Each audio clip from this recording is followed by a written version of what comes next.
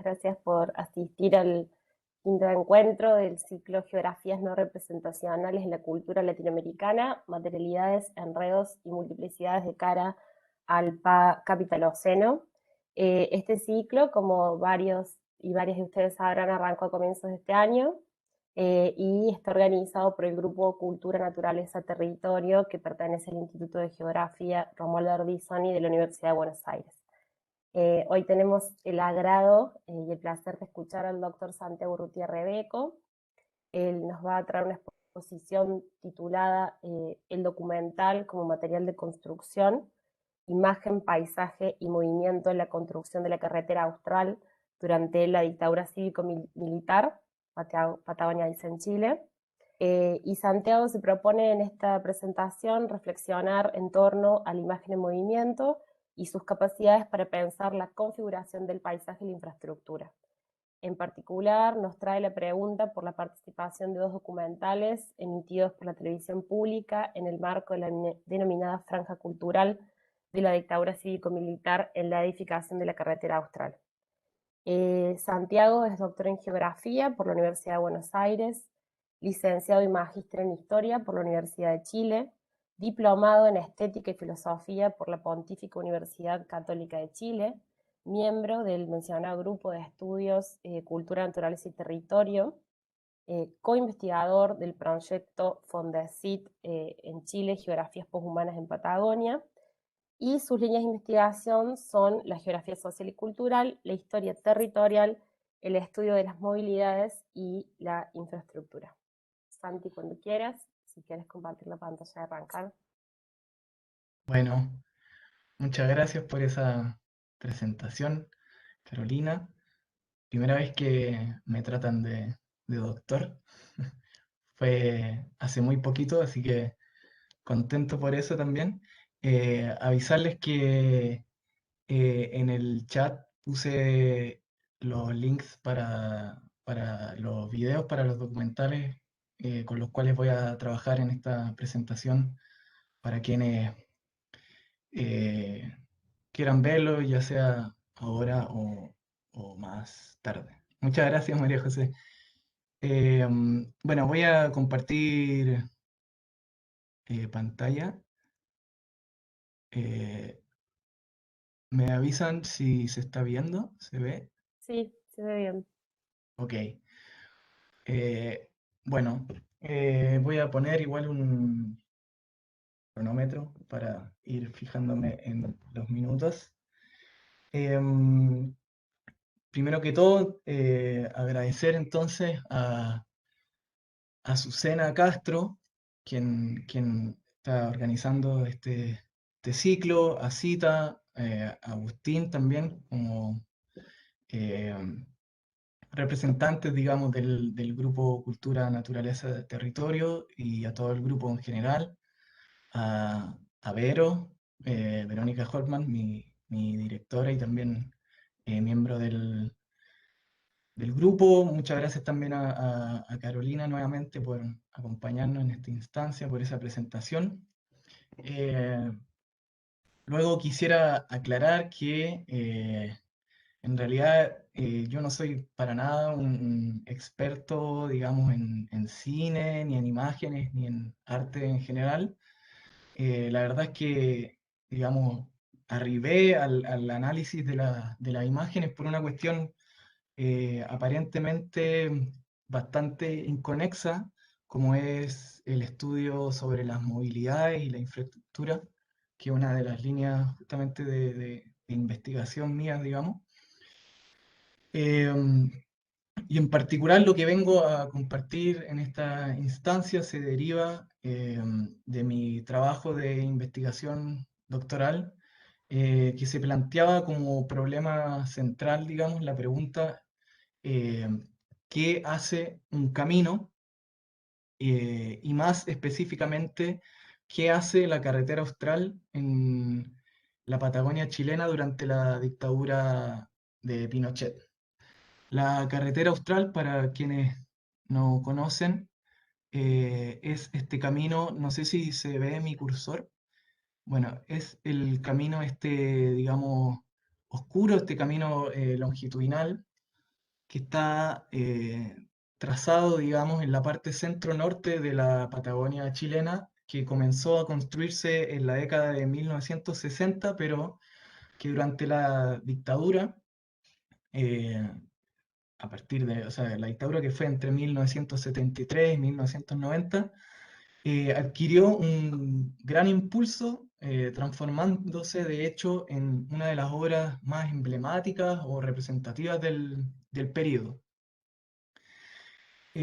Esta pregunta, ¿qué hace un camino? En mi tesis, digamos, opera en dos sentidos distintos, pero que están entrelazados entre sí.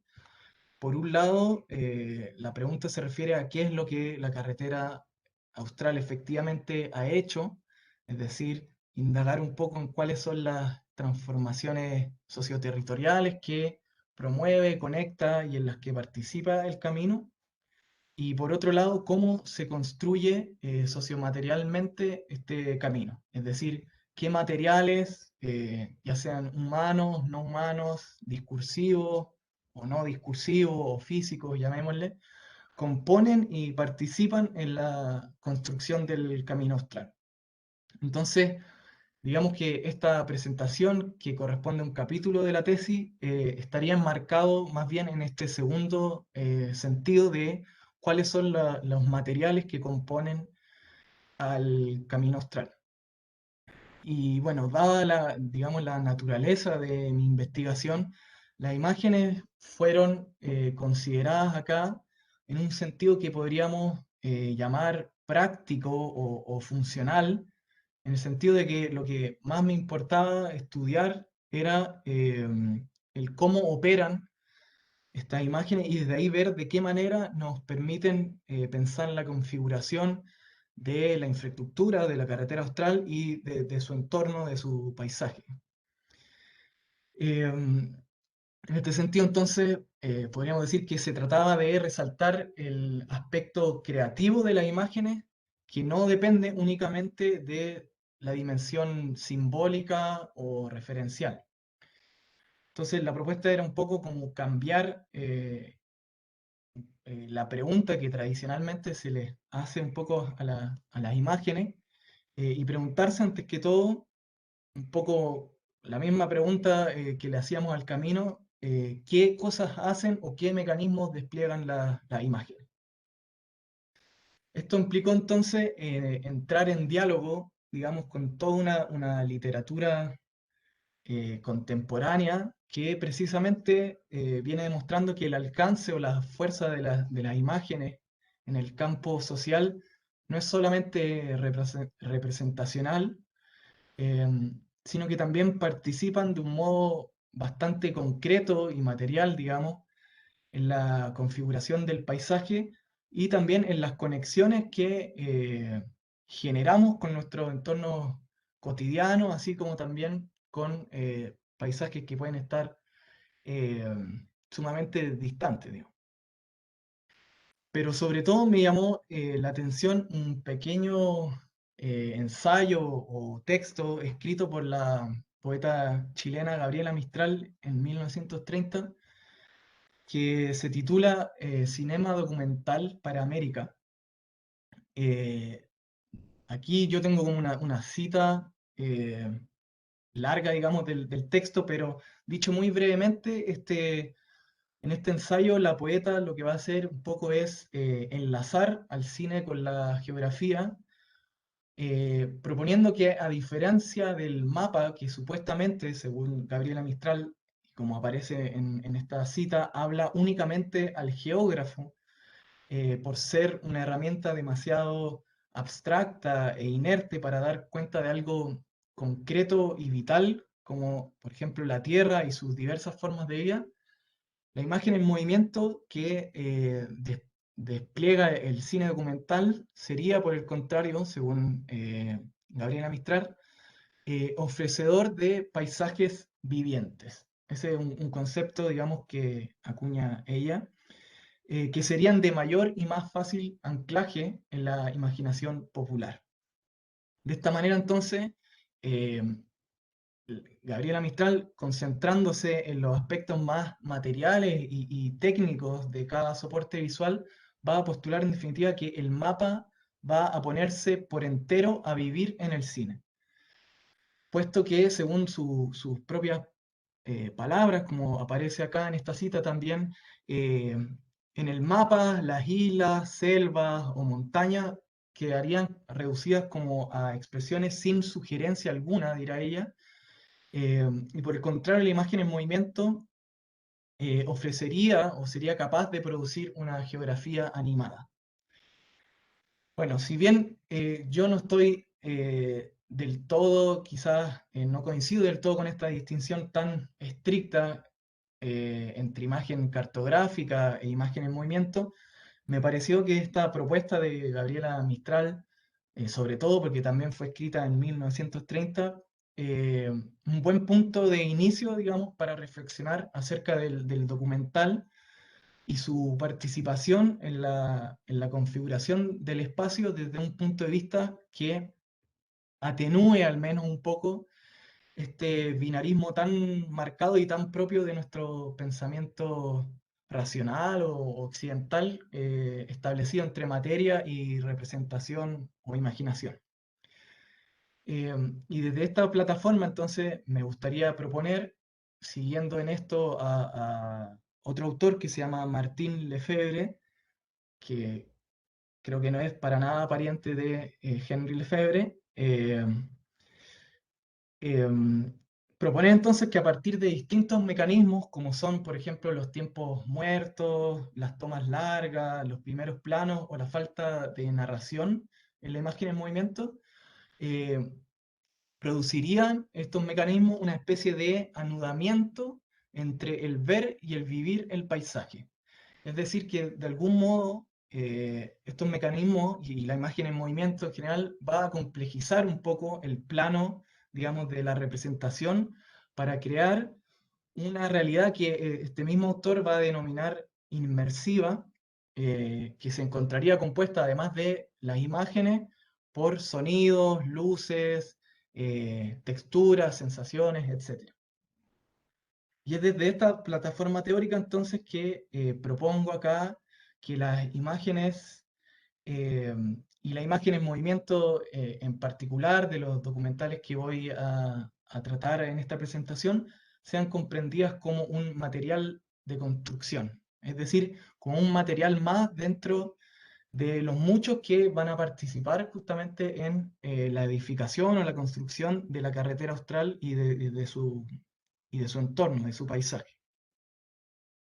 Aquí aprovecho de advertir también o de repetir que ya les había dicho a algunas personas que si bien mi trabajo eh, está basado, digamos, en imágenes en movimiento por cuestiones logísticas, acá lo que voy a hacer es presentar algunas imágenes estáticas, digamos, algunas capturas de pantalla de estos documentales para ir acompañando un poco estas reflexiones. Eh, pero antes de pasar a un análisis más detallado de estos documentales, para ir explicando un poco más qué es esta idea, digamos, de imagen en movimiento como material de construcción, quería abrir un pequeño, digamos, paréntesis para describir brevemente parte del contexto cultural y estético, digamos, en el que fueron emitidos estos audiovisuales porque me parece que van a ayudar con algunas cuestiones referidas a la presentación. Sin desconocer ni suavizar todas las violentas y profundas, digamos, transformaciones económicas, políticas y sociales que fueron desplegadas por las Fuerzas Armadas durante su mandato, algunos estudios han llamado golpe estético a, al despliegue efectuado por las autoridades en el terreno de las sensibilidades y vivencias cotidianas de la población, que buscaban no solamente lo que el mismo régimen promovía o llamaba como una desinfección del pasado marxista, sino también la instauración, perdón, de una estética mucho más autoritaria y militarizada de la vida cotidiana.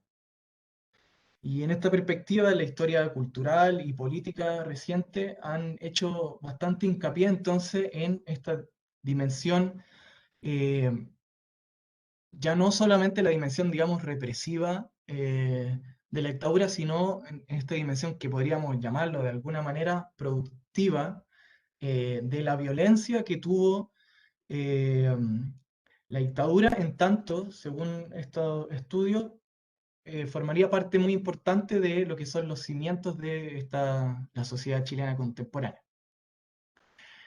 Y en este contexto, entonces, estos estudios han destacado el rol que tuvo la televisión en el contexto de la producción de una cultura, digamos, autoritaria en dictadura.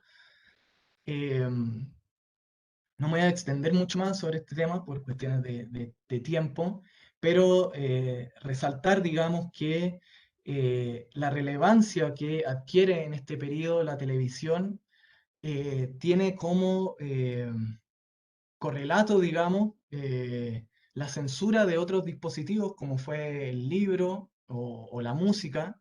Y aquí tenemos varios ejemplos, quemas masivas de libros, como también pasó en Argentina, cierre de editoriales, un impuesto agregado específicamente al libro, el exilio y la censura de muchas personas, de escritores, escritoras, músicos, músicas. Se va a oponer esta realidad, digamos, al boom que tiene la televisión en esta época y sus programas de concurso y entretenimiento. Bueno, concretamente, aquí pongo en esta cita algunas cifras, como por ejemplo el hecho de que entre 1974 y 1983 haya aumentado, según este estudio, un 352% la adquisición de televisores, con lo cual para el año 1983 cerca del 95% de los hogares tuviera un televisor.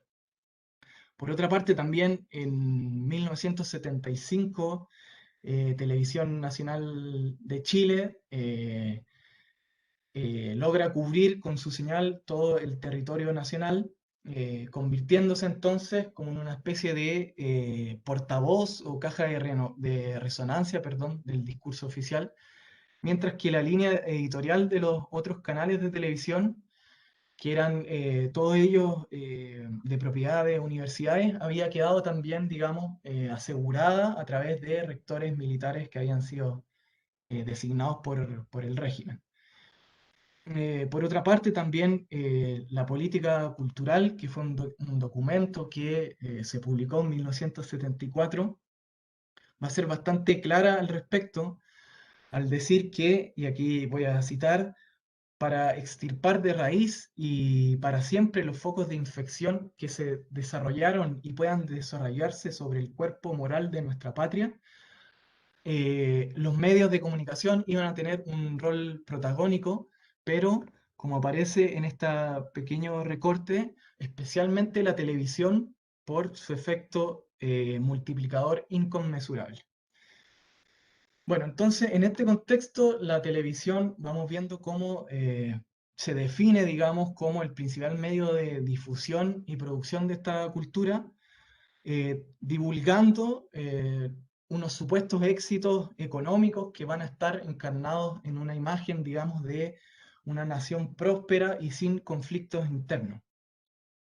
Y en este sentido, si bien fue por medio de los programas de entretenimiento que va a ser de manera más evidente que la televisión va a mostrar su complicidad, digamos, o su omisión de las cuestiones que estaba pasando en dictadura, en la década de los 80 en particular va a cobrar relevancia una de las creaciones más emblemáticas del panorama televisivo, digamos, de la dictadura, que es eh, la franja cultural que nombraban, que definía un espacio semanal, obligatoriamente un espacio semanal, que por lo general era en los jueves, en que los canales debían transmitir contenidos culturales, los cuales se tradujeron básicamente en programas dedicados a describir el folclore y diversos paisajes del territorio nacional.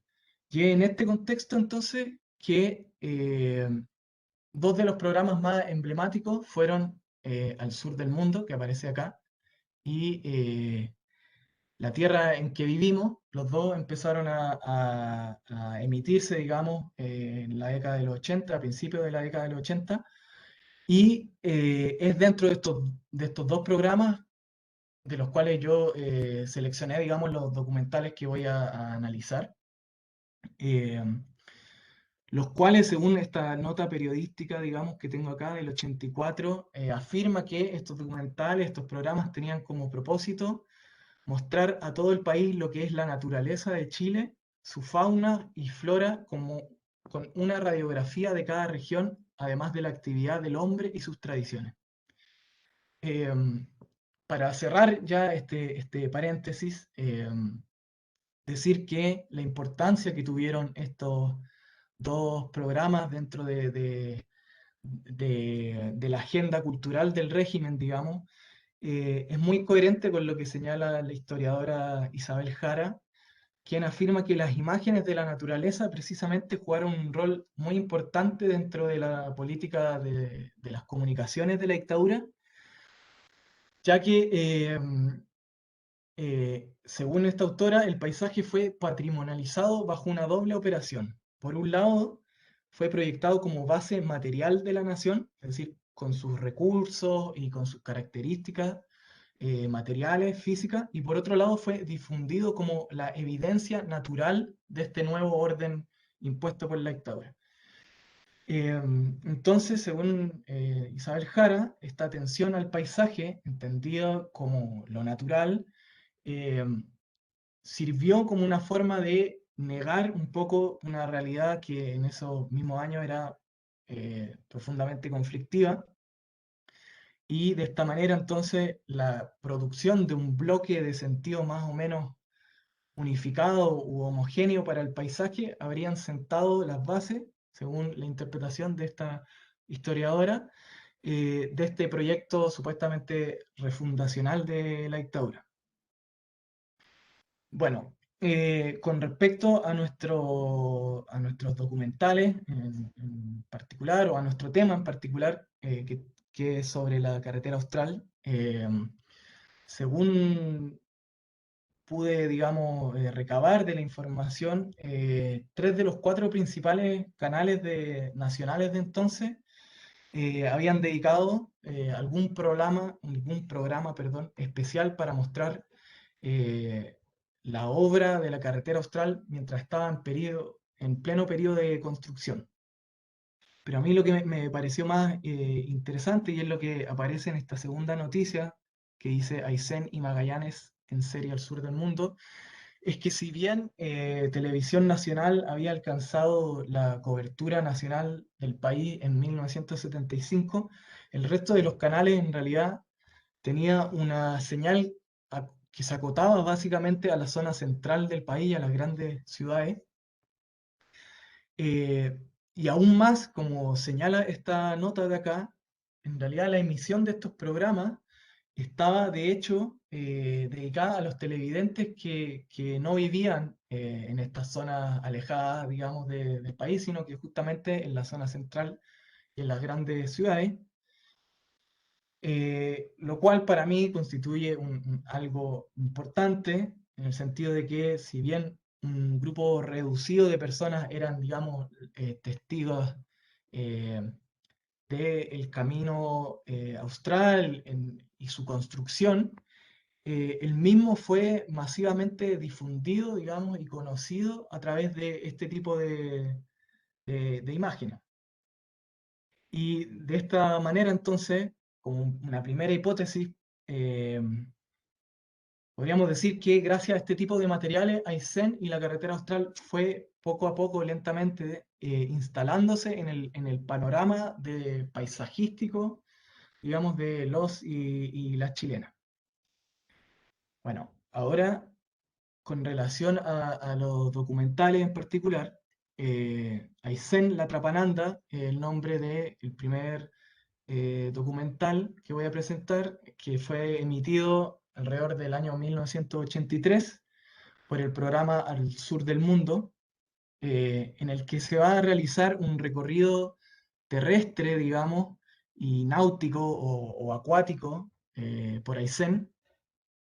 Eh, y el recorrido va a ser, lo voy a describir, ocupando estas imágenes que son de, digamos, las capturas de pantalla de unos mapas eh, que muestra el mismo documental.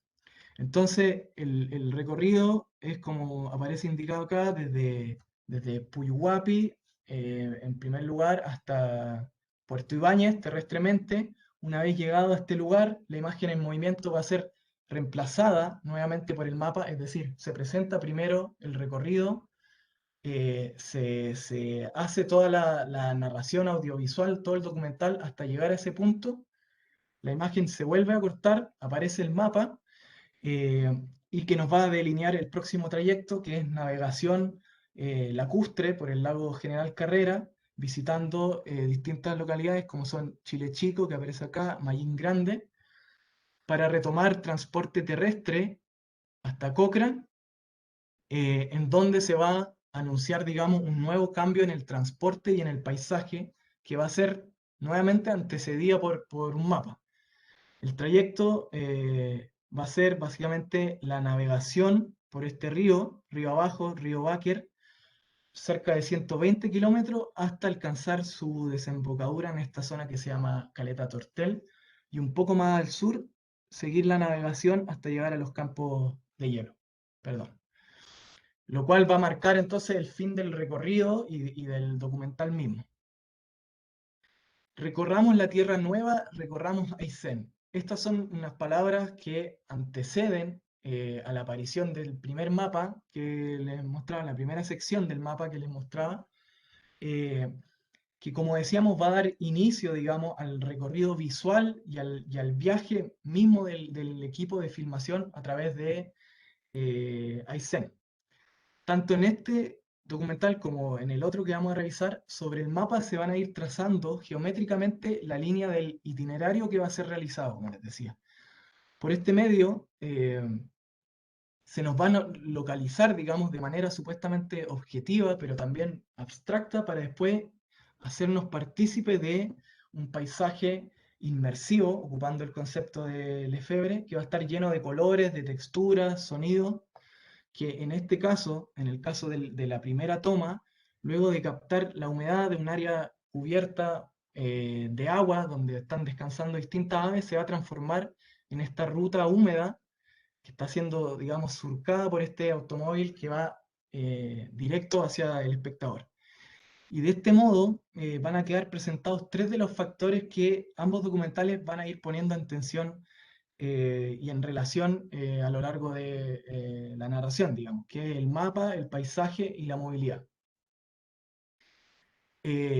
Por otra parte, el programa La Tierra en que vivimos de Televisión Nacional va a emitir en 1984 un documental titulado Tras la ruta de la naturaleza, donde al recorrido, digamos, terrestre y acuático por Aysén, como en el caso del documental anterior, se va a agregar el transporte aéreo, que nos va a dar, digamos, unas vistas bastante particulares. En este caso, el recorrido del documental, también indicado en este mapa, va a ser desde Puerto Montt, como aparece acá, un transbordo, es decir, mediante movilización marítima hasta Chaitén, 160 kilómetros, pero antes van a hacer un recorrido aéreo en helicóptero por esta zona de Ensenada y Caleta La Arena, que son variantes donde se está construyendo en ese entonces el camino, pero que en definitiva da cuenta de que hasta esa época la única forma de comunicarse era mediante el aire, perdón, el agua o por territorio argentino. Por tierra no se podía comunicar. Bueno, desde que llega a Chaitén, la barcaza, se va a recorrer por tierra hasta el lago Rizopatrón y luego el puerto Puyuhuapi, que es donde inicia el otro documental, y desde ahí va a hacer camino hasta Coyhaique, que es la capital regional, desde donde se va a transitar luego más al sur, intercalando las opciones lacustres y aéreas con las terrestres, para llegar hasta Cochrane, que en ese entonces va a ser el último pueblo conectado por este camino, digamos, y desde ahí unos 13 kilómetros más, que son el último tramo del camino construido, que va a terminar en este puente que aparece en la última imagen, a partir de donde la movilidad solo es posible a pie o a caballo. Pero dejemos el mapa hasta aquí para iniciar nuestro recorrido lo más pronto posible. Así señala el relator de uno de estos documentales, eh, luego de realizar la exposición del itinerario que traza sobre el mapa. Como decíamos entonces, al igual que en el otro documental, el cambio de transportes y paisajes va a ser siempre antecedido por un mapa. Más bien, tal como señala esta frase, el mapa, imagen que en estos documentales se presenta como inmóvil, va a operar en ambos casos como un corte al recorrido visual y al desplazamiento desde un hito o lugar a otro a través del camino. La cartografía entonces nos va a entregar una información, digamos, general y unas coordenadas que luego se van a ir transformando en desplazamiento a través y dentro del paisaje. De esta manera podríamos decir entonces que el corte efectuado por el mapa a la imagen en movimiento va a poner, de algún modo por contraste, a disposición estos paisajes vivientes de los que hablaba Gabriela Mistral. Según una autora llamada Juliana Bruno, el viaje o el recorrido es precisamente la práctica mediante la cual el espacio se ensambla con el cine. En el caso de nuestros documentales, este vínculo va a estar claramente presente debido a que justamente tienen como propósito filmar el viaje a través de Aysén y la carretera austral. En este sentido, entonces, podríamos decir que el principio de circulación que definirá al objeto mismo de la filmación profundizará de algún modo la relevancia que puede llegar a tener la imagen en movimiento en la construcción de este camino. De hecho, los documentales analizados acá anudan, digamos, en su interior dos tipos de movimientos distintos. Por un lado, el de la imagen móvil del documental en contraposición a la imagen cartográfica que se nos presenta como estática, y por otro lado, el desplazamiento del equipo de filmación a través de los caminos, ríos, lagos y el aire de Aysén. Y es en este entrelazamiento de estas dos movilidades que podríamos decir, o al menos esto es lo que yo sostengo, que el documental se va a convertir en una especie de agente activo en la construcción del paisaje de la carretera austral. Dicho de otra forma, y tomando un poco, retomando un poco la pregunta inicial de mi tesis, si vamos a definir a un camino por lo que es capaz de hacer, por sus capacidades, digamos, eh, es decir, ser un medio que permite el desplazamiento, la imagen en movimiento de estos documentales podría ser considerada entonces como una forma de hacer camino al andar. Eh, es decir, que estos dos documentales podrían comprenderse como un material que de algún modo va a ir performateando este camino, en el sentido de que al recorrerlo, tanto visualmente con la cámara como mediante el desplazamiento a lo largo del territorio, lo están haciendo o produciendo. La variación de las luces en algunos casos, el sonido de la lluvia o del viento, la imagen de un río desbordándose o de los árboles tambaleándose, junto con los diversos medios de transporte que se van intercalando, son distintas fuerzas que en definitiva van componiendo el paisaje. El corte de la imagen en movimiento que va imponiendo el mapa es también, como hemos dicho, parte de esta composición donde se quiere ir de algún modo resaltando lo viviente de la geografía. Es por esto que cada nuevo vehículo que va apareciendo en estos documentales no solo va a ser un medio de transporte para la cámara y para los realizadores del documental, digamos, sino que también una línea de inmersión que se va a trazar entre los telespectadores y el paisaje. Es por medio de estas líneas que se va a producir y se nos va a sumergir en definitiva en un paisaje en el que es posible de algún modo ser rozado por el viento o salpicado por el agua del río. Por ejemplo, en esta imagen que está en el medio, que corresponde a la navegación del río Báquer, estas, estas gotas de agua que de algún modo están como entre, digamos, entre el contorno del río y la tierra firme, más que interrumpir la imagen, mi propuesta es que están de algún modo agregándole una humedad y una textura particular al paisaje. Eh, pero también el espectador de esta imagen en movimiento va a ser de algún modo afectado por estos documentales y deviene en cierto sentido turista, en el sentido de que con, con- con estos documentales, digamos, el telespectador se encuentra practicando una exploración del espacio, digamos. Es decir, el, el- el telespectador va a estar también participando de esta exploración que se va haciendo por la carretera y por su paisaje, pero con relación a estos materiales, el espectador no solamente deviene turista, en tanto podemos decir va a ser un consumidor o un explorador de paisaje, sino también es de algún modo chilenizado, en tanto va a ser ubicado también dentro de este paisaje en relación con otros telespectadores como integrantes de esta comunidad nacional, digamos, imaginada. Pero esta especie de patrimonialización del paisaje se reproduce también, a mi modo de ver, a través de cuadros descriptivos que van a insistir no tan solo en una supuesta objetividad del documental, sino también en la producción de una especie de inventario o de catálogo de las especies y los ecosistemas de esta zona que está siendo simultáneamente incorporado, digamos, al territorio nacional.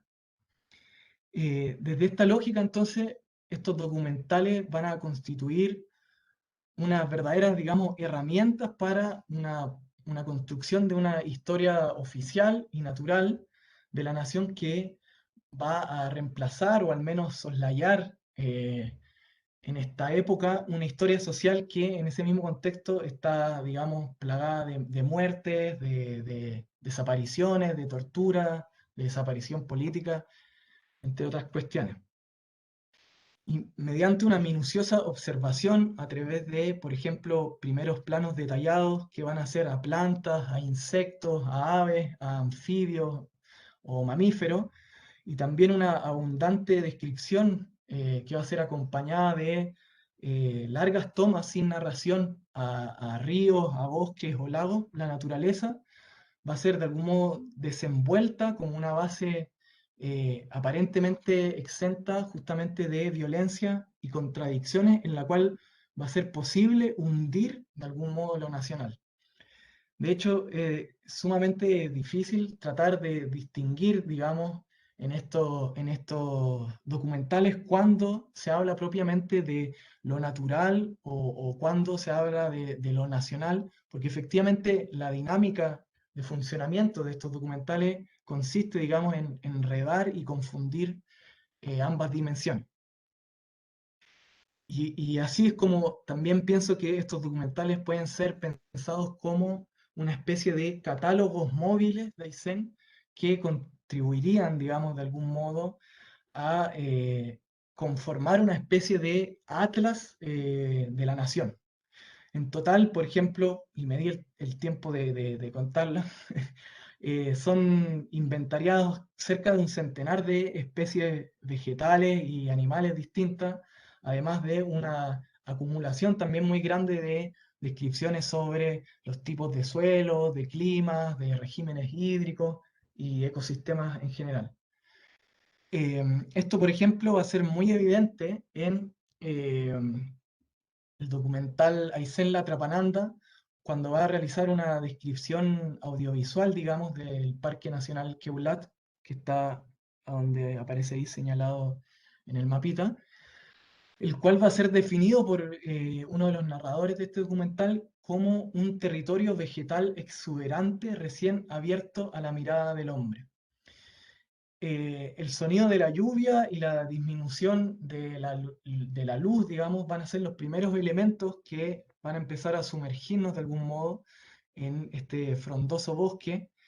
Luego, acá casi a ras de suelo, va a ser unos primeros planos a diversas pequeñas formas de vida, como son, por ejemplo, distintos líquenes, musgos, helechos, plantas y algunas aves, mientras se nos va explicando justamente el funcionamiento de este ecosistema, de este tipo de selva, que se llama selva siempre verde, que es muy característica justamente de esta parte de la región cercana al litoral.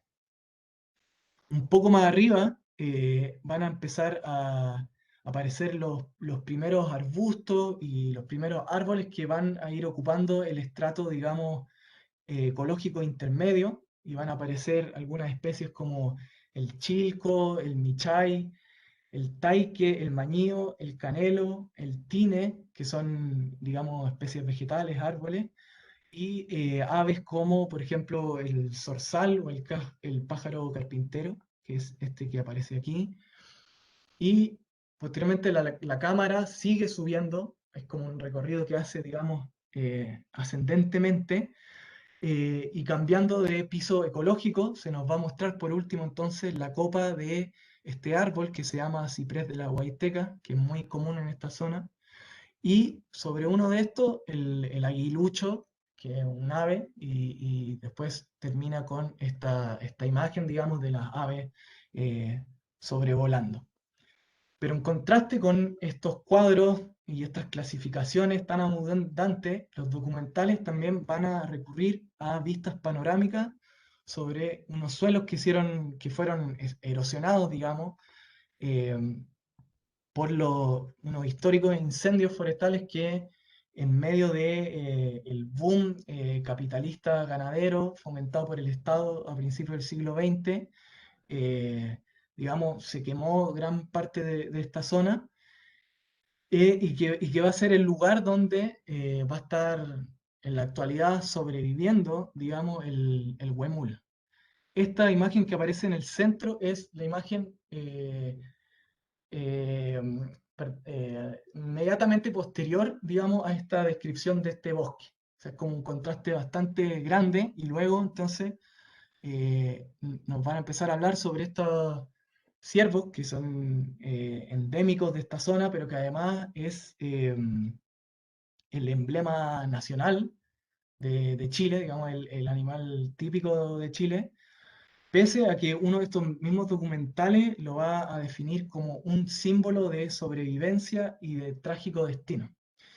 Eh, en estas imágenes a color que está a la izquierda, que son imágenes del documental, las imágenes actuales podríamos decir, se está presentando entonces un ejemplar de tamaño pequeño y en solitario entre la vegetación, mientras que en estas imágenes en blanco y negro, que corresponden a unas imágenes de archivo, de unas exploraciones realizadas entre la década del 40 y el 60, vemos por el contrario grandes ejemplares, digamos, que están desplazándose en manadas. Acá no se ve, pero aparece una manada, digamos, de huemules desplazándose en manada y ocupando de cierta manera como expansivamente, digamos, su territorio.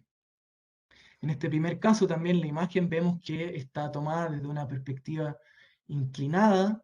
El animal queda como sometido a la imagen. El narrador dice tímido, sigiloso, siempre listo para huir, mientras que en estas otras, varias décadas antes, es de algún modo el huemul mismo el que como se apropia o se impone, digamos, a la imagen.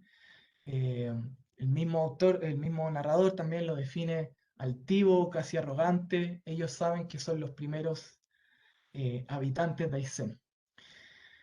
Y bueno, a partir de este tipo de inventarios, ya estoy terminando y pido disculpas, y contrastes recurrentes, ambos audiovisuales, digamos, ya no solo están ejecutando este ejercicio de clasificación y ordenamiento tan propio de la historia natural, sino también un mecanismo, como decíamos, para construir o reforzar un supuesto devenir común nacional que estará anclado en estas eh, especies emblemas.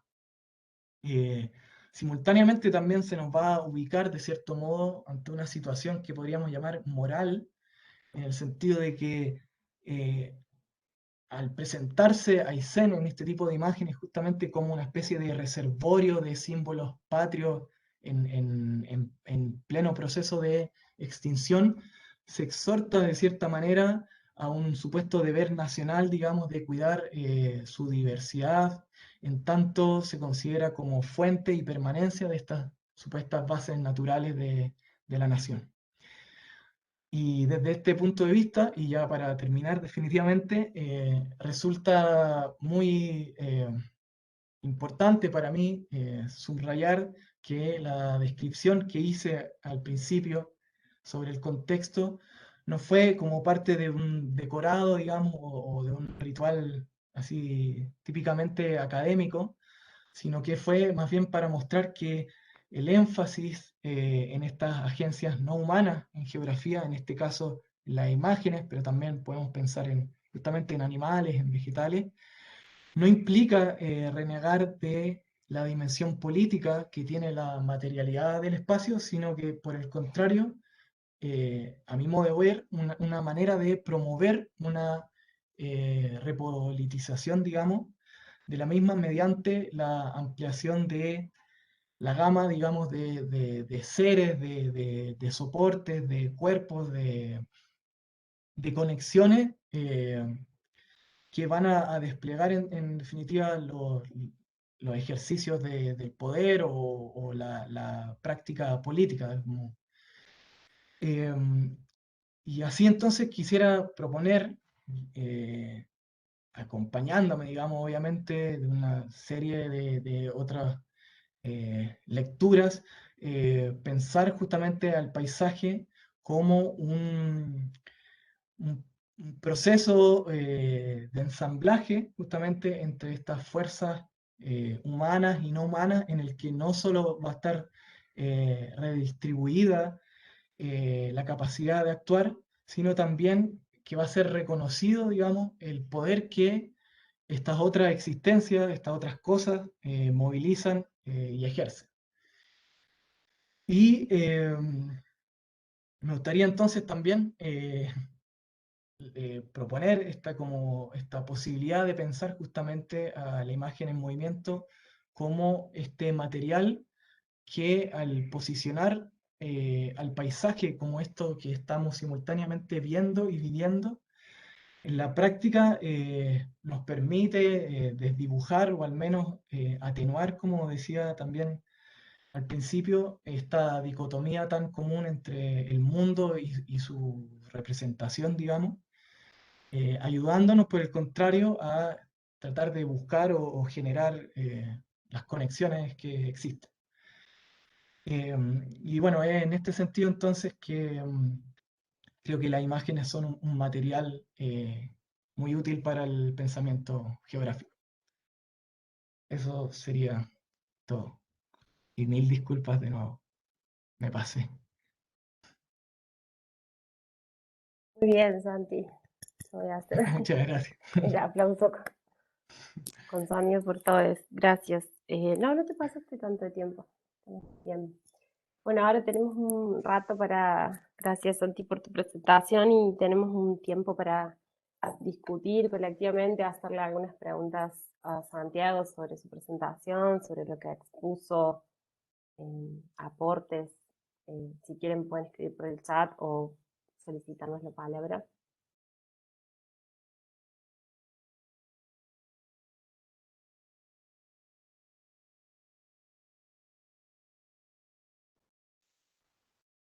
Yo tengo algunas, si quieren arranco yo para romper el hielo. Eh, yo tengo una pregunta, Santi, más bien metodológica por mis intereses y porque me gustó mucho sea, vos nos acercaste acá a tu análisis sobre estos documentales y tus conclusiones, tanto como empíricas como epistemológicas, sobre cómo pensar la imagen en movimiento. Y yo me preguntaba como a través de qué metodologías vos haces el análisis de estos documentales, o sea, cómo te acercás metodológicamente al documental. Yo, por ejemplo, había visto algunos textos sobre etnografía del cine, entonces, bueno, preguntarte si va por ese lado, cómo haces para seleccionar cuáles son esos mojones y después cómo los trabajas, si los trabajas en comparación a los documentales o no, si los pensás como bueno, eso. Y después, cuando esta pregunta no sé si la voy a poder enunciar con mucha claridad, pero bueno, si no puede pasar, pero en un momento vos hablás como de dijiste algo como que lo natural y lo nacional se confundían todo el tiempo, como una estrategia, obviamente, de legitimación de esa historia natural que decías vos que era la base para la refundación de la historia chilena.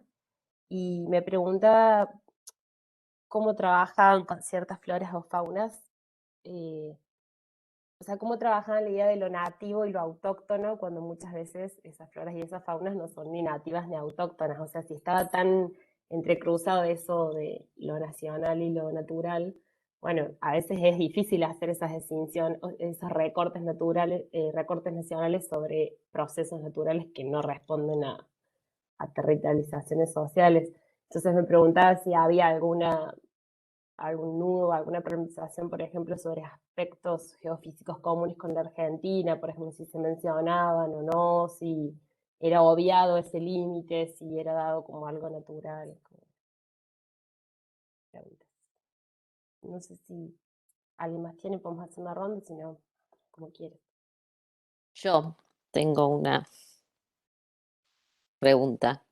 Bueno, primero agradecerle a Santi la presentación. Te felicito, fue súper clara la presentación y me gustó cómo partiste de una pregunta muy general que orientó tu tesis a una pregunta más específica, pero que a la vez está muy vinculada a esa gran pregunta de tu investigación.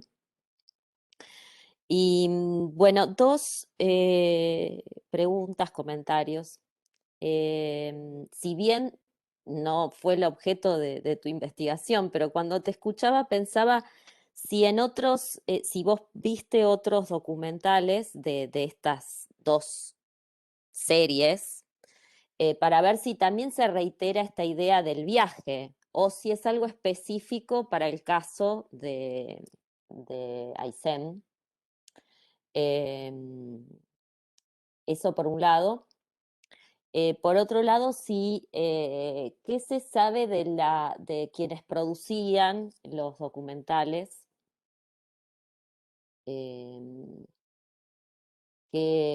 ¿Cuál es el background de ellos? Si venían de las ciencias naturales, de la historia, ¿qué se pudo, si se ha podido rastrear algo de eso? Y y por otro lado, que esto es una pregunta más general, pero me parece que también es en términos metodológicos y como veo varios doctorandos, pienso que puede ayudarles. ¿Qué te aportó esto a tu investigación de pensar las imágenes y trabajarlas como,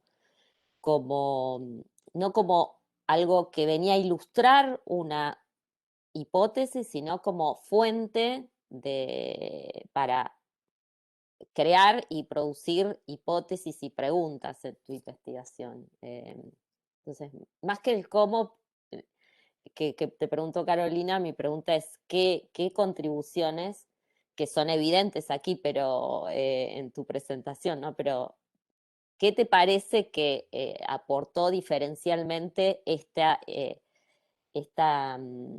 decisión de trabajar las imágenes como incluso más que un documento, ¿no? Como una fuente de preguntas, de interrogantes, de hipótesis? Eso.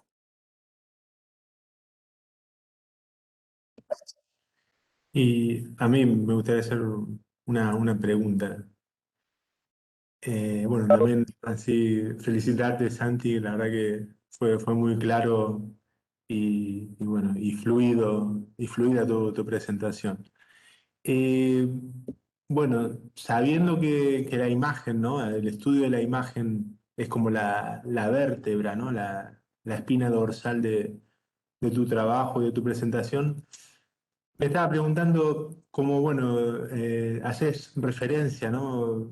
Una referencia importante a lo no humano y al paisaje, a la naturaleza.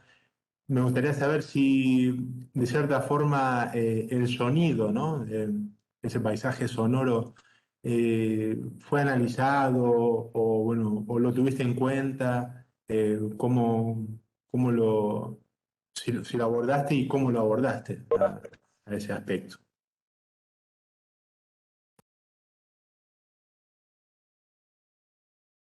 Hola, ¿qué tal?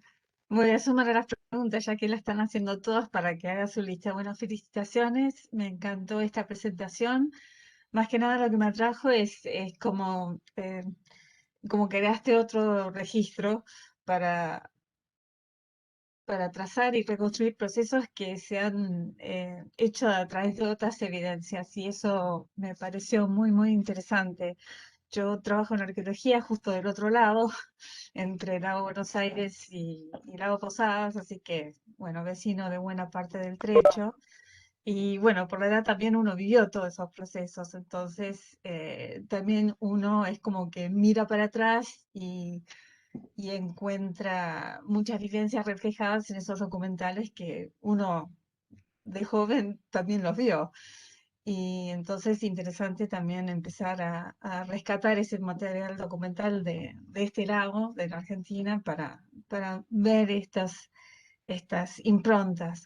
Pero lo que yo decía era de los paralelos y otros, mucho de lo que vos decís, esto refundacional, em, el hecho de imprimir un significado a estos territorios, que era más que nada para consumo del centro, también tiene muchos paralelos. Me llamó la atención con la literatura de la época que digamos que impone sobre Patagonia este vaciamiento de la presencia humana previa a la colonización, o sea que los indígenas no existen ni ahí, em, que responde mucho a este paradigma de colonialismo de colonos o colonialismo de pioneros, y que lo vi reflejado en muchas interpretaciones tuyas de las imágenes y en la documental. Em, entonces, no sé cuánto exploraste, porque obviamente tu exposición se centró en lo que es imagen, em, sobre estos paralelos y sobre estos otros temas que se callan, que muchos tienen que ver con la circunstancia del periodo de dictadura que se hizo, pero otros responden a este ímpetu del Estado del Centro apropiándose de un terreno que está escasamente poblado también. A ver si puedo levantar la mano por acá. Sí, Cris, Hola. dale. ¿Qué tal? ¿Cómo le va? Felicitaciones, la verdad que como siempre un gusto escucharlos. Santiago hermoso. Bueno, hace poco estuve por Aysén un poco por conocerlos a ustedes y me quedo pensando un poco en esto que... Cris, perdón, se te corta. Capaz que, o es solo a mí. No, se No, yo corta. Capaz que si también. apagas la imagen te podemos escuchar mejor. es- No nos Creo que escuchas, no. creo.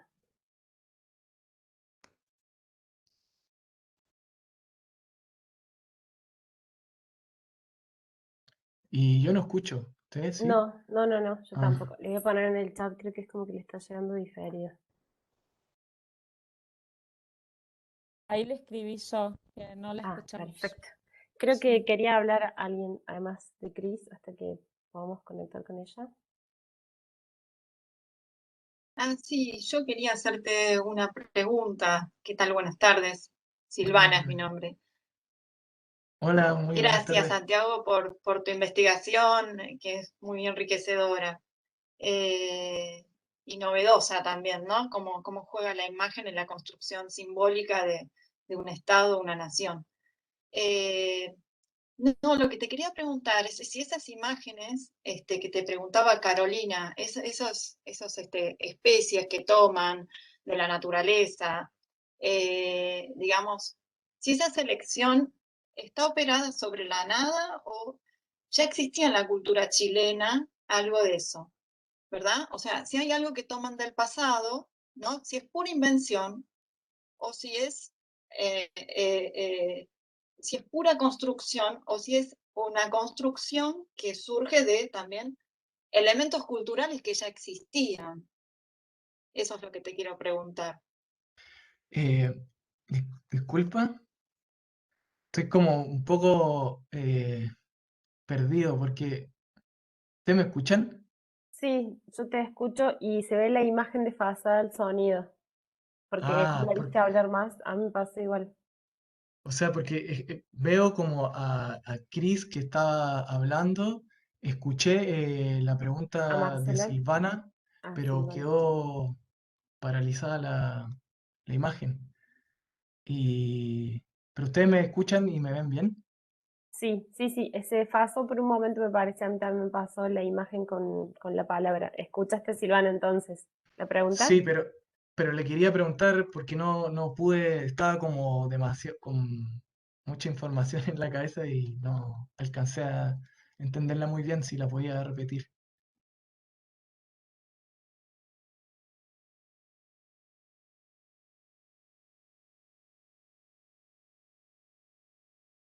Eh, Silvana, ¿nos escuchás? creo que también, parece que también tuvo problemas, dice. Mm. Igual ahí está la Cris. Cris, ¿querés tratar vos hasta que tratamos con Silvana? La escribo en todo caso, escribo porque no sé si se va a escuchar bien, justo también se cortó, no sé hasta dónde me escuché, pero lo Ahora te No, escribo nada. escuchamos. ahora bien, pero Sí, bueno, Especies que se eligen, si ya estaban de alguna manera en la cultura. O sea, si es pura invención o si retoman elementos culturales que tenían sentido para la población chilena y por eso se retoman y se realzan. Esa es mi pregunta. ok, O si es pura invención, aparecen ahí esos elementos geográficos. claro, entiendo. Gracias. Muchas gracias, Silvana, y bueno, disculpa, como que me perdí un poco. Eh, Mm, ¿Qué Santi, hacemos? no sé si querés responder un poco porque Marcela también quiere hacer otra pregunta y bueno, después va a estar la de Cris. No sé si preferís que Ok, sigamos sumando preguntas o respondes ahora eh, un bloque y después. me gustaría poder tratar de responder un poco y luego, si quieren, seguir. Dale, Marcela y Eh, Cris entonces quedan para las segundas preguntas. entonces, con respecto a Caro, bueno, anoté algo de las preguntas, pero fueron varias y espero poder abordar bien. Em, como las cuestiones metodológicas, en realidad mi única metodología fue ver muchas veces los documentales y y, y ir notando yo mismo, digamos, cómo iban apareciendo nuevas conexiones, digamos, a la medida en que lo volví a ver, nuevas capas, digamos, como de interpretación. Obviamente que también mucho me sirvió, eh, digamos, como un marco teórico que tenía que ver justamente con en el caso particular para el análisis, digamos, de las imágenes de una perspectiva que no fuese quizás, como decía Vero, solamente representacional, em, tratar de estar atento a justamente digamos, a las operaciones, al modo en el que se van construyendo estos documentales, pero construyendo en un sentido como también súper eh, técnico, por llamarlo de alguna manera. O sea, eh, esto de los tiempos muertos, la narración, qué imagen viene antes y qué imagen viene después, si es que hay algún tipo de, por llamarlo de alguna manera, de patrón en eso, como, pero igual todo muy como sobre el trabajo mismo de verlo una y otra vez, que en realidad creo que esa fue mi tesis para, o sea, mi metodología para la tesis en general, como estar con los materiales ahí y volver una y otra vez, como escribiendo a veces, luego leyendo eso, arrepintiéndome y bueno, un poco eso. Eh, y la segunda pregunta, tengo anotado acá naturaleza y territorio, pero no sé si tenía mucho que ver con eso. ¿Me podría, perdón? No, lo que te preguntaba es que vos decías que lo natural y lo nacional, en un momento dijiste que lo nacional y lo natural se confundían todo el tiempo. Sí. Y yo te preguntaba cómo el documental abordaba ciertas naturalezas que no, o Ah, faunas, verdad. floras que no responden necesariamente a cuestiones nacionales, si eran directamente sacadas o se abordaban de qué manera. Claro, sí. Eh, bueno, en principio, obviamente que un mecanismo es, digamos, el silencio, o sea, se pueden nombrar varias especies y resaltar que estas especies son endémicas solo con las que lo sean. Entonces como que se crea un gran cuadro, digamos, de especies de naturaleza y después de eso con que te nombren dos como que son propias de esa zona, uno se hace una imagen de que casi todo lo que te mostraron era autóctono. Pero también depende de la circunstancia, porque a veces si bien está como, uno puede decir, está como más presente este como sentido quizás nacionalizante de los documentales, hay otras veces que también tiene como un discurso más ecológico, por ejemplo, y entonces empieza a hablar de especies y justamente de, aquí en este caso, por ejemplo, en el periodo eh, todavía no empezaban las plantaciones de pino y eucalipto, o están recién empezando, que son tan comunes en la parte sur de Chile, en la Araucanía, pero, pero esas son como discusiones que desde un punto de vista como ecológico o ambientalista sí están presentes, igual la cuestión fronteriza también como que no se toca. eh, Creo que tiene que ver con una decisión, digamos, consciente de solo querer hablar de lo nacional como una abstracción y principalmente de un nuevo territorio y toda esta naturaleza y confundirlo desde ese punto de vista, como una especie de, si fuera un nacionalismo, digamos, aséptico, como fuera de ajeno a ideologías, cosas así. Em, bueno, y ahora creo que voy a responder como los comentarios de Vero o abordarlos. Em, que me gustaron las preguntas porque de hecho no me había dado cuenta si había visto otros documentales y cuando me preguntaste me di cuenta que sí. Eh, pero que evidentemente también vi documentales que están enmarcados en esa región. Hay otro documental, por ejemplo, muy interesante que hace sobre el litoral digamos, los pescadores de la zona, como con toda esta idea de pueblo nómade y toda esa cuestión, que es muy interesante. Hay otro también documental sobre un cura muy conocido allá, porque es como un cura, digamos, que ayudó mucho a la gente de allá, no fue como de iglesia, sino que como, y de hecho su característica era recorrer por todo Aysén a caballo, hay como toda una mitología que es el cura Ronchi, toda una mitología en torno a él, porque decían que de pronto lo veían en una localidad, por ejemplo, que se llama Vía O'Higgins, y al otro día ya estaba en Coyhaique, que quedan más de 600 kilómetros y por caminos que son muy difíciles, y él andando en caballo y todo. Es como toda una mitología. Y en esos casos también la cuestión del movimiento y del viaje está muy presente. En ese caso, no sé cómo será con respecto a otras regiones, pero sí sé que efectivamente hay documental de las distintas regiones de Chile, pero está súper interesante incluso pensar como un trabajo sobre este programa, por ejemplo. Pero la cuestión del movimiento sí está muy presente y evidente en estos tres documentales. En el caso de la carretera austral, porque es el recorrido por la carretera austral, en el caso de estos pueblos de pescadores, por todo lo que implica, digamos, de hecho, juegan con esta imagen de pueblo nómade, y en el caso de este curita, el cura Ronchi, porque justamente lo iban siguiendo por el territorio.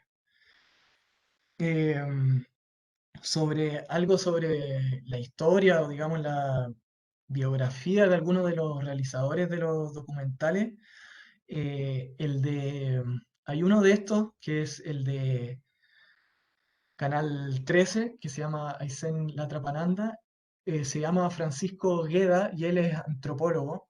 eh, y igual es como, digamos, no es como un antropólogo académico, por llamarlo de alguna manera, sino que justamente como de esta, eh, más de un ámbito de divulgación, si se puede decir, pero sí se nota como el trabajo, si se quiere, más eh, sensible con cuestiones que tienen que ver con la cultura de los distintos pueblos, etcétera, que probablemente, ¿qué es lo que pasa justamente con el otro documental, con el otro programa, el productor, el narrador también es periodista y tiene como una visión más, bueno, está mucho más anclado a una visión comercial en su caso. Esto lo digo por como ver un poco la historia de lo que siguió haciendo él, como más de hacer programas de televisión. Eh, no sé si será que justo en ese momento lo vio como una posibilidad, digamos, de hacer estos programas, pero creo que va más por ese lado. Y la última pregunta que también me pareció súper interesante, como de la importancia o qué impactos, digamos, o al menos lo que entendí, como esta metodología de estudiar a la imagen es como algo más que una representación. En mi caso, tuvo que ver con la importancia que tiene el ejercicio de descripción, de poder describir ya sea una imagen, una escena, como uno piensa que la descripción, digamos, es como la facultad analítica, digamos, como más básica, pero creo que es un ejercicio para nada fácil esto de, bueno, sentarse y describir una imagen minuciosamente, como ir tomando los distintos elementos, cómo se conectan, cómo se van eh, configurando. Eh, entonces, como eso, la capacidad que tiene para el pensamiento, como hacer el ejercicio de escribir una narración, o sea, como de poder escribir una imagen que mediante el texto, digamos, poder ofrecer una imagen, como, eh, Y porque creo que es una manera muy, justamente, o la manera que yo encontré más útil para responder a esto que me interesaba de cómo funcionan las imágenes, como tener que estar más atento a esto de las conexiones, digamos, entre los distintos elementos que la constituyen. Eh, bueno, ahora con Agustín, que también me pareció súper interesante la pregunta. eh,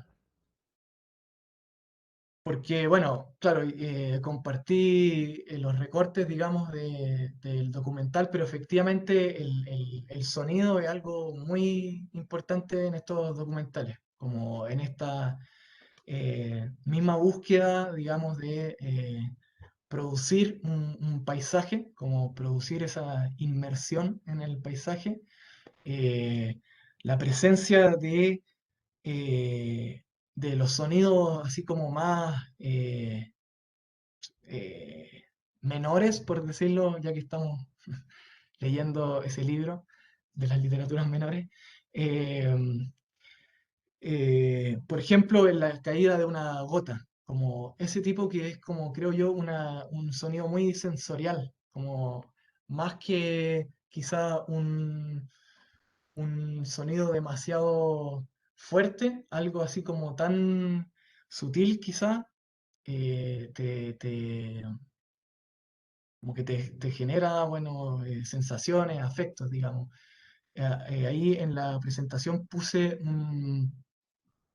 una imagen que era sobre, se veía la lluvia en un pequeño, digamos, lagunita, y ese tipo de imágenes son captadas como en ese primer plano, digamos, sin narración, y escuchar así esa gota. Así que creo que sí, igual yo no lo analicé como en mi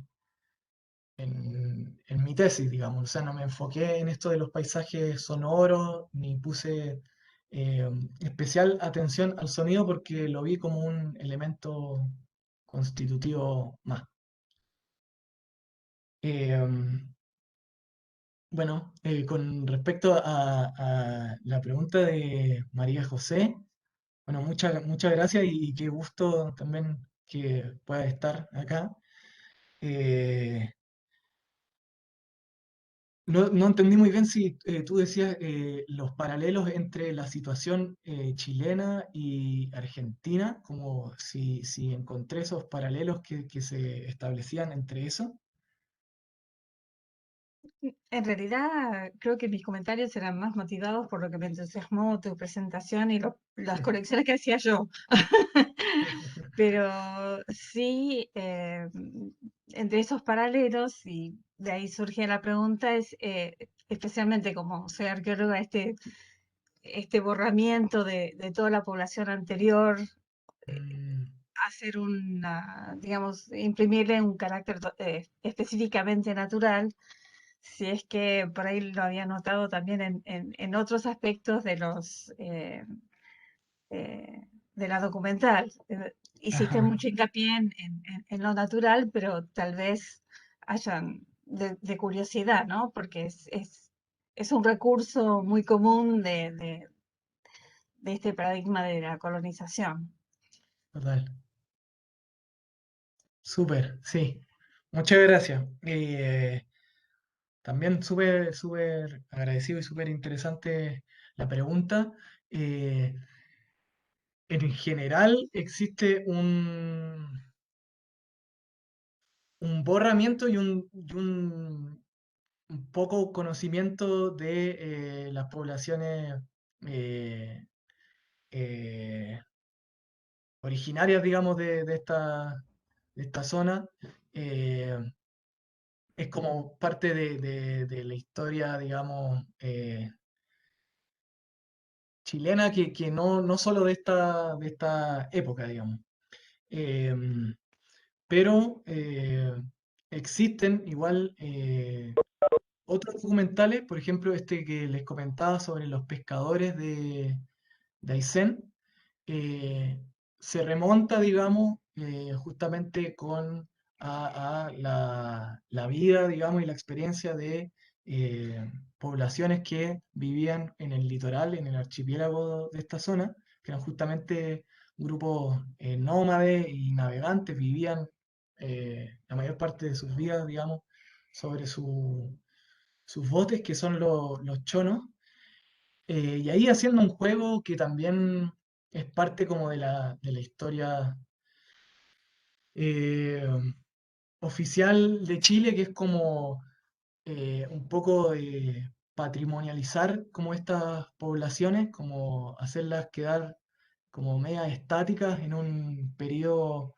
un poco lejano, incluso la conexión que hacen eh, como hacen esta conexión de, bueno, los chonos, que son este grupo, serían como los antecesores de estas poblaciones de pescadores que también tienen como cierto nomadismo, etcétera, y que fueron justamente muy juzgadas durante su llegada, que fue a fines del siglo XX, en los años 90, empezaron a llegar grupos de pescadores a esas islas a instalarse y fue todo también un, un debate porque existía como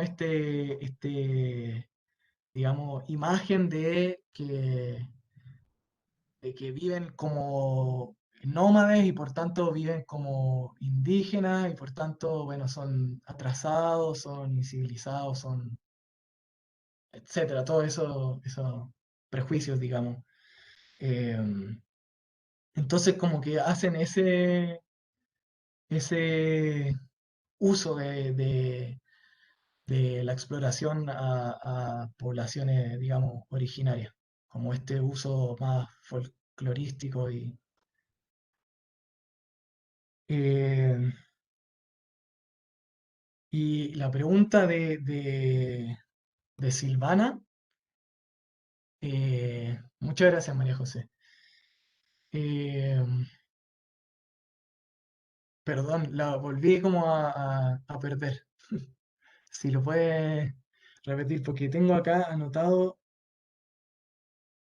Ah, ya me acordé, lo de la Sí. intención. Ah, Perdón. no, sí, esos elementos que rescatan en los documentales, esos elementos de la naturaleza, aunque Chile siempre está centrado en el centro, ¿no? O sea, en la cultura de la zona del centro, digamos, y esto sería como una innovación, incorporar el sur para borrar, como vos bien explicaste, lo que está sucediendo en el centro, o los conflictos. Pero yo lo que te pregunto es si esos elementos de la naturaleza que se toman, de alguna manera ya existían, de alguna manera, no pronunciados, pero ya existían en la cultura chilena, y Claro, lo que se hace es reforzarlos claro, o usarlos de otra manera. Eso es lo que te preguntaba. claro. Bueno, ahora sí, muchas gracias. Eh, bueno, como tú dices, además de que Chile es un país particularmente centralista, también, eh, bueno, como en la mayoría de los países, creo, como la importancia de las especies vegetales o las especies animales en la naturaleza, como que está muy ligada como al relato de construcción de la nación. Por ende, hay muchos como especies que son justamente emblemáticas eh, como de la historia, digamos, de Chile, como sería el huemul, por ejemplo, en este caso, que es, como decía, el emblema, digamos, del escudo nacional, pero también hay algo, yo creo, de empezar a valorizar otras especies también. Porque, por ejemplo, durante la dictadura justamente se nombra a los alerces como monumento natural y monumento nacional. eh, porque también, bueno, es una especie que entra en peligro de extinción. Y en esta documental también como recae sobre la cuestión del alerce, eh, y sobre, en general, sobre la cuestión forestal, lo cual es bastante particular porque justamente en este periodo es cuando Chile se abre al mercado forestal, entonces como que hay un juego medio paradójico entre hablar de como el peligro o no, en realidad no es paradójico, justamente hablar del peligro de la deforestación y estar abriendo el mercado a atraer nuevas especies que son el pino y el eucalipto para la forestación de un país, pero una forestación, digamos, que es para industrializar, no como una cuestión eh, medioambiental, aunque se promocionó en su momento de esa manera. Pero creo que existen de las dos cuestiones, o sea, una, un reforzamiento de símbolos tradicionales y también una especie de producción de nuevas, también quizás simples. Gracias, Santi. Tenemos ahí en cola Muchas gracias. a Cris, a Marcela y a Azucena. No sé si alguien más quiere preguntar como para que ya cerremos las preguntas porque estamos como en tiempo, así. Bueno, entonces cerramos con Marcela, con Cris y con Azucena. Cris, ¿estás ahí? ¿Querés tratar de...? Bueno, igual es cortito porque algunas cosas fue respondiendo, las preguntas iban un poco en relación a lo que una de las chicas ya había comentado, pero era un poco preguntarle entonces a Santiago si ese borramiento que hubo de otras formas de habitar históricas, que no solo son de la época de la dictadura, sino de pueblos originarios o de grupos tradicionales, también colaboró con la idea, como ocurre en la Argentina, de un lugar vacío, ¿no? O que solo estaba habitado por naturaleza, y que implicó, o sea, que estos documentales abonaran a esa idea también del vaciamiento de población, y que, bueno, que fue característico del sur nuestro, y me parece que también fue un proceso similar en Chile, pero un poco la pregunta iba por ahí, si colabora con esa idea de el vaciamiento del espacio para, como él mostró ahí, reproducir o construir otra nacionalidad, ¿no? Claro. Gracias. Bueno, ya está, esa cortita era. Muchas gracias, Cris. Qué bueno que lo conseguimos.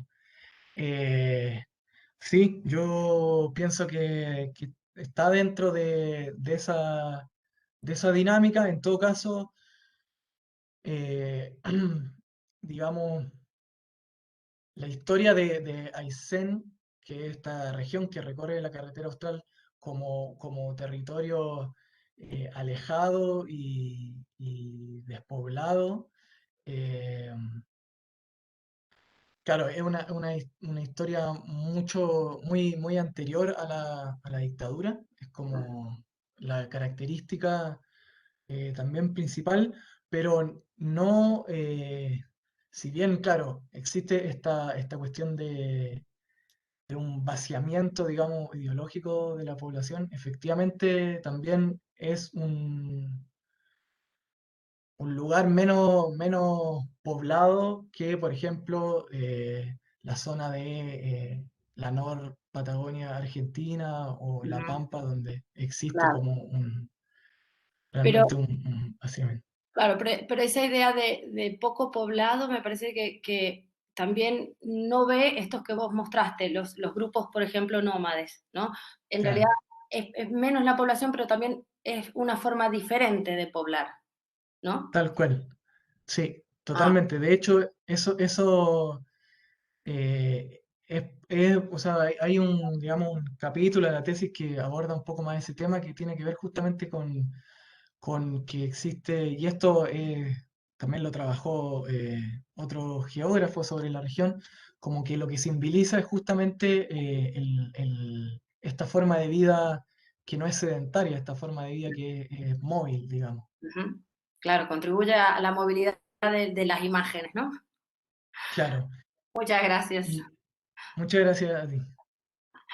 No te veo. Marcela. Sí, hola, ¿se escucha?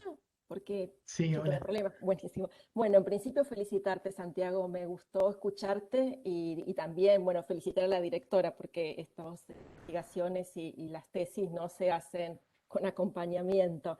Y además me pareció súper original, muy creativo. Muchas Eh, gracias. Al igual que la compañera, que María José, cuando te escuchaba no podía evitar el paralelismo con la situación de Argentina, ¿no? Y, Claro, y pensaba un poco eh,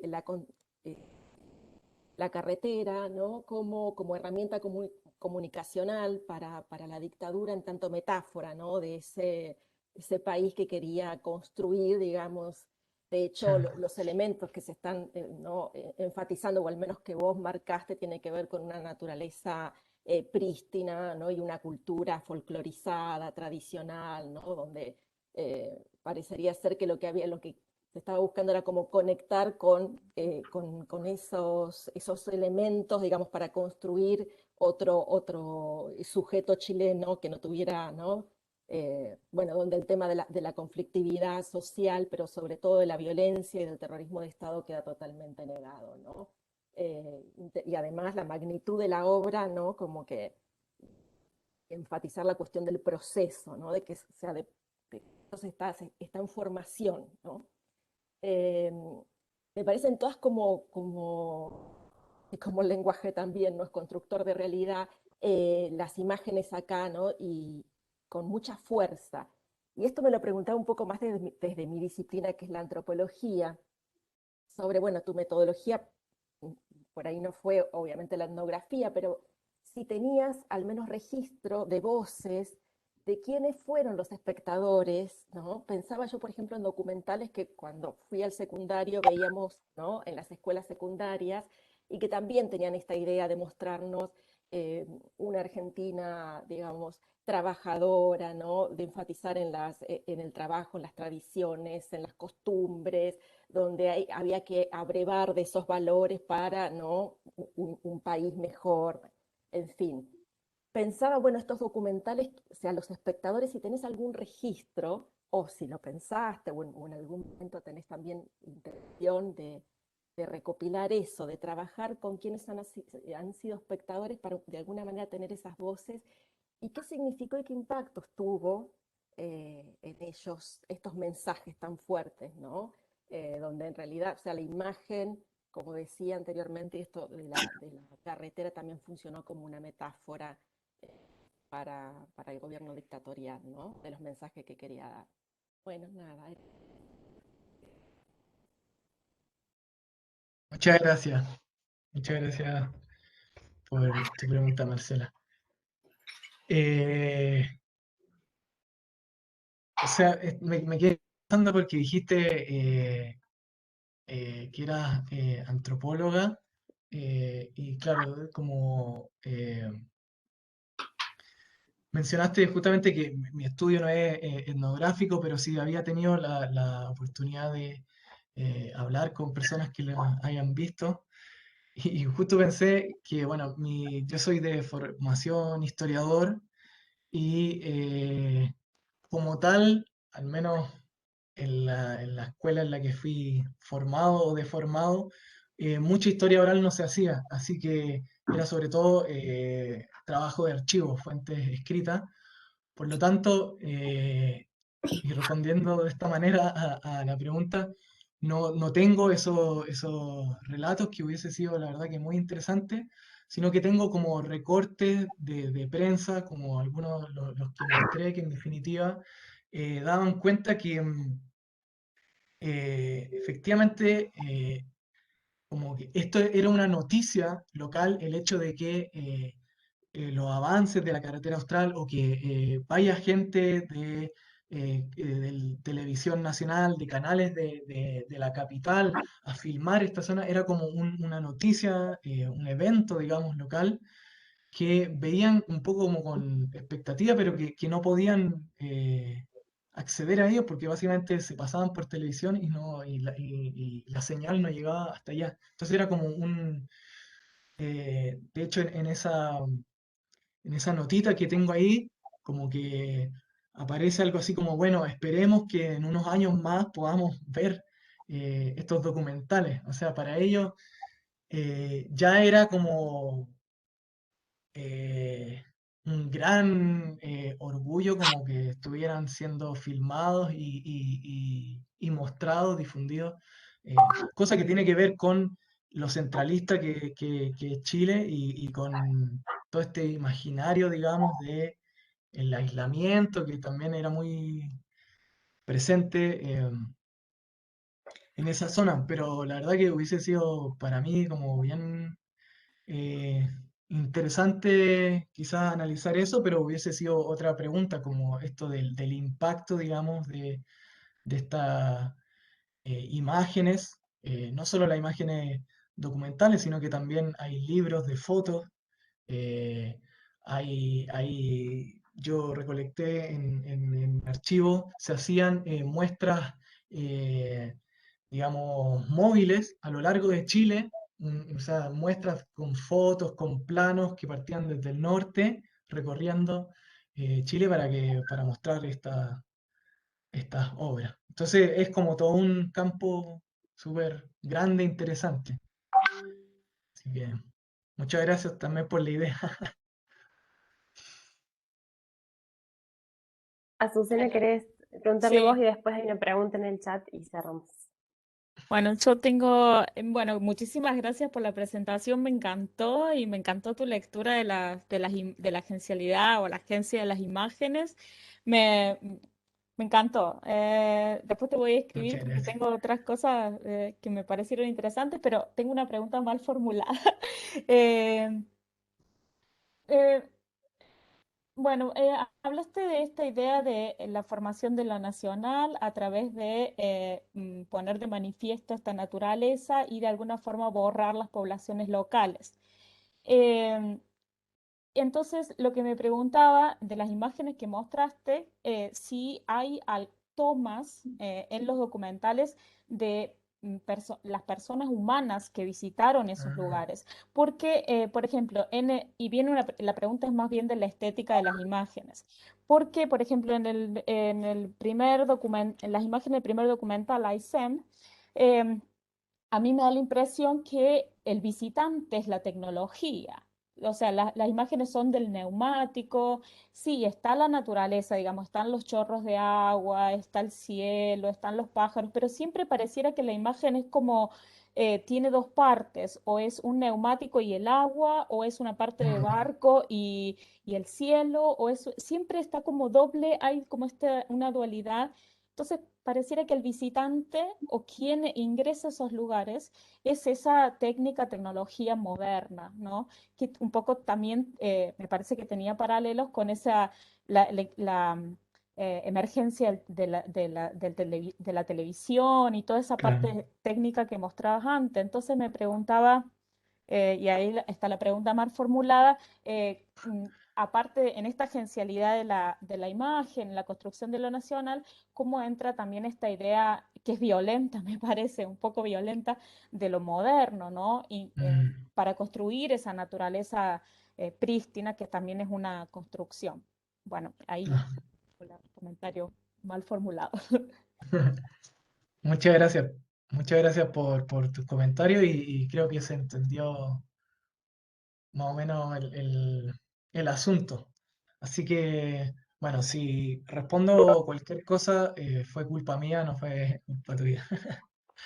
Eh, la verdad que no lo había pensado y me pareció muy interesante, como pensar justamente que lo que se está mostrando es esa hibridación, por decir, o sea, que es como esa naturaleza que está siempre, eh, nada, con algo de la técnica, o sea, no es justamente eso como la columna vertebral, pero también está esta cuestión como de estas tomas, de estos primeros planos, como a bichos, o sea, insectos, perdón. En Chile bichos es lo mismo que insectos, quería decir insectos, a animales, a vegetales. Pero capaz, ahora lo estoy pensando contigo, digamos, como que es, nuevamente si estuviéramos viajando, digamos, eh, en auto a través de la carretera, vamos viendo, digamos, lo que está por la vista digamos, de la ventana, y cada tanto nos detenemos y vamos a filmar algo que nos haya llamado la atención en particular. Eh, no sé si en este caso, como es algo que me aparece recién, te podría responder desde ya si está detrás como esta imaginario de la modernidad y de, bueno, este discurso que sí está y absolutamente presente en la carretera austral, que es la carretera austral viene a luchar contra la naturaleza. Y la carretera austral es efectivamente el progreso económico, porque también es la integración territorial, etcétera. Eso está absolutamente presente, digamos, en, en lo que son los discursos oficiales de la carretera austral, pero claro, también hubiese sido para mí eh, como agarrar esto y decir, bueno, este discurso está muy presente, entonces lo veo como que lo hago ya automáticamente, lo hago caber en esta interpretación, digamos. Eh, y como mi intención era primero tratar de ir con las imágenes y como, nada, aprender a ver, tratar y de manera muy amateur, como lo hice, como de ver algunas cuestiones eh, más técnicas de la imagen. Técnicas me refiero a cómo va construyendo el relato mismo, digamos, del documental, más que a cuáles son las tecnologías, como lo que decía antes de la intercalación del mapa con, no sé, algunas tomas a cuestiones de agua, como tratar de leer ese tipo de encadenamiento. Em, Creo que al menos ese fue como mi ejercicio que puse a mí mismo como tarea para no realizar como una interpretación, digamos, tan representacional justamente de estas imágenes, que hubiese podido ser como, bueno, aquí viene el progreso, etc. Pero evidentemente que yo creo que sí está presente. Al final me di vuelta por todas las... Santi, en el chat hay una última pregunta. Dice, hola Sí. Santiago, estoy sin micrófono. Ajá. Dice que llegó tarde. No te preocupes porque está siendo grabada la charla, así que después la vas a poder ver, Sebastián, si quieres. Y te pone, si puedes hablar un poco más sobre la serie Sur del Mundo, que encuentro muy interesante esta serie, el contexto en que se produjo, además de que participó el gran cineasta y editor Pedro Chaskel. Ah, no sé si, bueno, eh, no sé si será el Sebastián Saavedra, que es un antropólogo, un colega, Partir. una persona a quien estimo mucho Apenas. de allá de Aysén, que ha trabajado justamente con los caminos. Así que si es él, le mando saludos, y si no, igual también Sebastián. Eh, mm,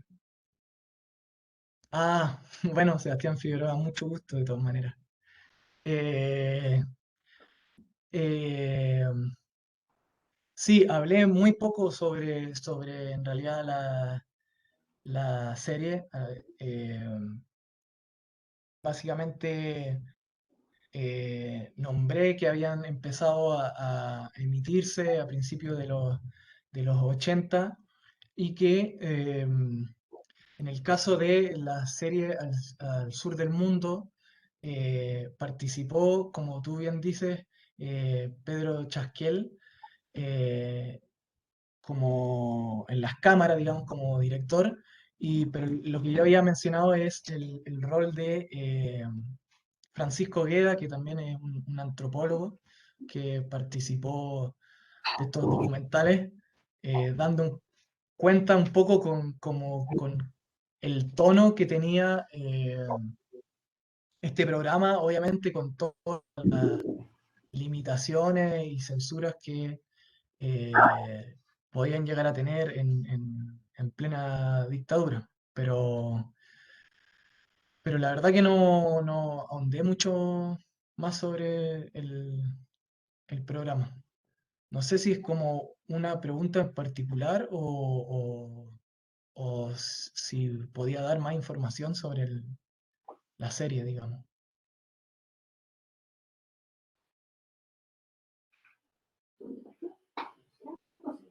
Está sin micrófono, Sebastián, Santi.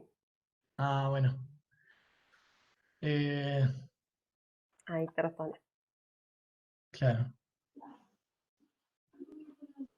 Claro, bueno. Eso, yo lo enmarqué a estos documentales en esto que comentaba de la franja cultural, que era, digamos, este espacio para pasar los contenidos culturales que tenía la televisión durante dictadura, y lo enmarqué justamente en esta franja, pero la verdad es que no ahondé ni en esta presentación ni en mi investigación mucho como en cuál serían como las particularidades y las diferencias de ambos ambos programas. Claro, hay toda una historia, digamos, social y política de las comunicaciones que es súper interesante, y además que, bueno, en plena dictadura está todo esto de el canal nacional, digamos, el primero en ser sitiado, es censurado y reemplazado por el canal 13, o sea, el canal 13 empieza a ocupar su señal, y el canal 13 es el canal de la Universidad Católica, que era, o sea, ultraconservador y afín al régimen. Hay como toda una historia muy interesante con respecto a la televisión y a estos documentales. Pero no sabría yo mucho, la verdad, que agregar. Bueno, muchas gracias a todos por sus preguntas, por participar, y principalmente gracias a Santiago. Creo que hablo en nombre de todos de que disfrutamos mucho tu presentación y que fue sumamente interesante para dejarnos con preguntas y más inquietudes. Les agradezco en nombre del grupo, a Santiago y a ustedes, por participar y quedarse a hacer las preguntas y estar atentos. Y les invitamos a la próxima charla, que va a ser el 30 de septiembre.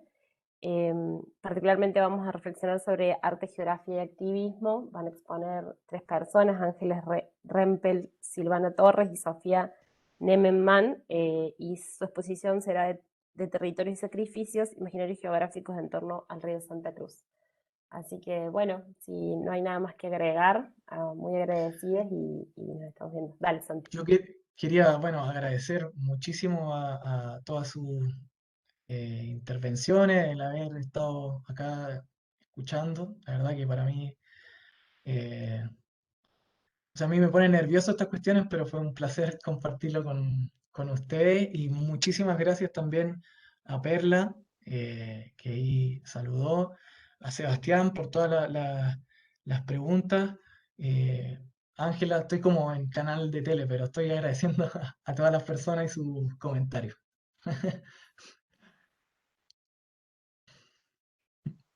Bueno, muchas Bueno, gracias. Nos estamos que viendo. estén muy bien. Gracias. Chao, chao. Chao, gracias.